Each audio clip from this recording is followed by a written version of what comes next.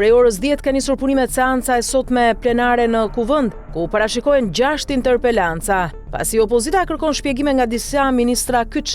Në qendër është ministrja e Shëndetësisë Visala, e thirrur në 3 interpelanca për çështjet e onkologjikut dhe cilësinë e shërbimeve spitalore. Po ashtu në interpelancë është thirrur edhe ministrja e Arsimit Mirela Kumbaro për kriterin e ri që detyron mësuesit e diplomuar para vitit 2011 të pajisen me licencë profesionale. Në rendite përfshihen edhe interpelanca me ministrin e Mbrojtjes Ermal Nufi dhe ministrin e Bujqësisë Andi Salla, si edhe një seancë pyetje përgjigje me ministrin e Financave Petrit Malaj. Paralelisht, Kuvendi pritet të shqyrtojë dhe miratojë 6 projektligje që lidhen me shërbimet, taksat, energjinë dhe sigurinë institucionale. Mirëpo, sikurse ndodh me çdo seancë plenare që në nisje, palët janë përfshirë në diskutime dhe debate, edhe për çështje jashtë rendit të ditës.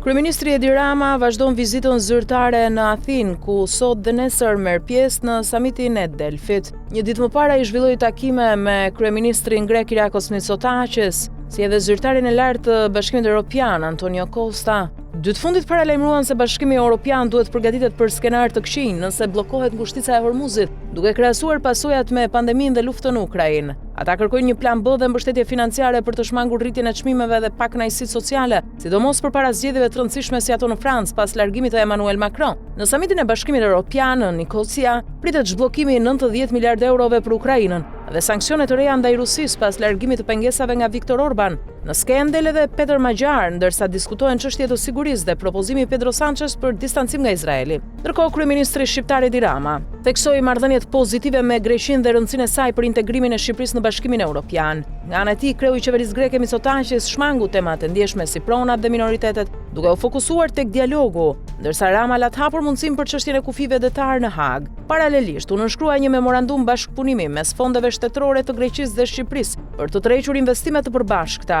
Marrëveshja shihet si një sinjal hapje ekonomike, por ngre edhe pikpyetje mbi interesat konkrete, duke ushqyer interpretimet politike për tonin miqësor të Ramës gjatë vizitës, siç raportojnë mediat greke. Gjykata kushtetuese ka shpallur vendimarrjen për mbylljen e TikTok nga qeveria shqiptare. Kështu, vendimarrja e qeverisë shqiptare për mbylljen e TikTokut shpallet antikushtetuese, duke cilësuar atë jashtë kompetencës, të pajustifikuar dhe jo proporcionale. Vendimi i qeverisë së Edi Ramës synonte mbrojtjen e fëmijëve nga përmbajtjet e dëmshme, por gjykata kushtetuese vlerëson se një kufizim i tillë i lirisë së shprehjes mund bëhet vetëm me ligj nga Kuvendi, jo me vendim qeverie. Megjithse u pranua se mbrojtja e të miturve është interes publik legjitim, gjykata kushtetuese thekson se masa ishte shumë e ashpër, pasi ndaloi plotësisht platformën për të gjithë përdoruesit dhe jo në mënyrë të targetuar. Sipas saj ekzistonin alternativa më të buta që cënonin më pak liritë themelore. Po ashtu rrëzohet argumenti se përdoruesit mund të përdornin platforma të tjera, duke u theksuar se kjo nuk justifikon kufizimin. Edhe karakteri i përkohshëm i masës nuk e bën atë proporcional. Vendimi erdhi pas padisa Asociacionit Gazetarëve të Shqipërisë dhe Beer në Albania, të cilët argumentuan cënimin e lirisë së medias. Një mendim kundër u dha nga gjyqtari Sander Beci, i cili vlerësoi se masa ishte në përputhje me ligjin dhe proporcionale për mbrojtjen e interesit publik. Kreu i policisë së shtetit Skënder Hita ka nisur një valë transferimesh dhe emrimesh, duke sinjalizuar riorganizim të thellë në strukturat e policisë së shtetit. Këto ndryshime prekin kryesisht Tiranën, Fierin, Dibrën dhe qarqe të tjera të vendit. Ndër lëvizjet kryesore janë Besmir Dervishi largohet nga Tirana për të drejtuar krimet në Kukës. Vendin e tij e zë Oliger Torba. Në nivel qendror, Alban Dautaj merr drejtimin e drejtorisë operacionale, duke zëvendësuar Melsi Koçin. Riorganizimi përfshin edhe emrimin e Edmond Sulës në krye të antiterrorit dhe transferimin e Johan Trungut në forcën speciale Shigjetat. Ndërkohë, disa drejtues janë zhvendosur në rrethesi Kuksi e Dibra. Këto lëvizje shihen si përpjekje për të forcuar kontrollin dhe efikasitetin, ndërsa pritet që ndryshimet të vijojnë edhe në nivele të tjera. Policia ka zbardhur ngjarjen e rëndë në Memalia, ku mbeti i vrarë 30 vjeçari Endri Goxhaj dhe u plagos 25 vjeçari Dalinela. Sipas hetimeve, konflikti nisi si përplasje fizike mes disa personave dhe përshkallzoi në përdorim armësh zjarri. Në pranga janë vënë Dalinela dhe Aldo Kalemi për vrasje me dashje dhe armbajtje pa leje, si edhe Ermal Mataj për pengim të zbardhjes së vërtetës. Ndërkohë, dy vëllezër Donaldo dhe Marioldo Nela janë shpallur në kërkim si autor të dyshuar të vrasjes. Nga dinamika e ngjarjes dyshohet se fillimisht viktima qelloi dhe plagosi Dalinelën, ndërsa më pas vëllezërit e këtij të fundit ju kundërpërgjigjen me armë, duke e lënë të vdekur gjatë transportit për në spital. Policia ka sekuestruar armë zjarri, municione, automjete dhe prova të tjera, ndërsa hetimet vijojnë për kapjen e autorëve dhe zbardhjen e plotë të ngjarjes. 2 persona janë arrestuar në Tiranë pas zbulimit të një vjedhje të madhe në një kompani kafeje. Në pranga ran Altin Kenga, 35 vjeç dhe Vasilika Kazo, 29 vjeçe, ndërsa një shpërndarës i identifikuar për momentin vetëm me inicialet LB hetohet në gjendje të lirë. Sipas policisë, 3 të dyshuarit, duke shpërdoruar detyrën si magazinier dhe shpërndarës, kanë vjedhur rreth 40.000 kg kafe gjatë 3 viteve dhe e kanë shitur në treg duke përfituar afro 800.000 euro. Operacioni i koduar inventari u zhvillua pas kallëzimit të administratores së kompanisë e cila konstatoi mungesa të mëdha në inventar. Hetimet dokumentuan skemën e vjedhjes dhe bashkëpunimin mes punonjësve. Materialet janë referuar prokurorisë së Tiranës, ndërsa hetimet vijojnë për zbardhjen e plotë të rastit.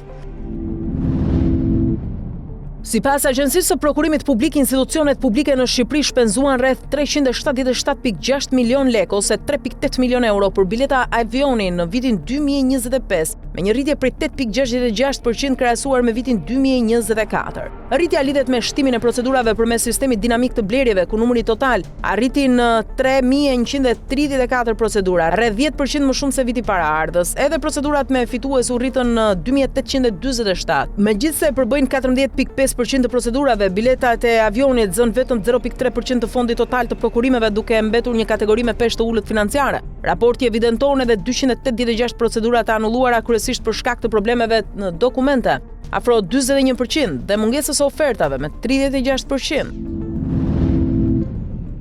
Armëpushimi mes SBA-ve dhe Iranit vijon. Mirëpo në ngushticën e Hormuzit duket se është thyer, teksa lufta është vendosur në këtë pikë kyçe. Presidenti Recep Tayyip Erdogan deklaron se kjo situatë po nis të ndikojë negativisht edhe në Europë. Gjatë një bisede telefonike me presidentin gjerman Frank-Walter Steinmeier, ky i fundit dhe Erdogan diskutuan për marrëdhënie dypalçe si edhe për konfliktet në Iran dhe Ukrainë. Lideri turk theksoi se përshkallëzimi i luftës po dobëson ekonominë dhe stabilitetin europian. Ai paralajmëroi se nëse nuk ndiqet një qasje orientuar drejt paqes, pasojat e krizës rajonale do të jenë edhe më të rënda për të gjithë kontinentin europian. Ndërkohë nga negociatat në Islamabad mes SBA-ve dhe Iranit, nuk ka ende asnjë zhvillim të rëndësishëm e pozitiv.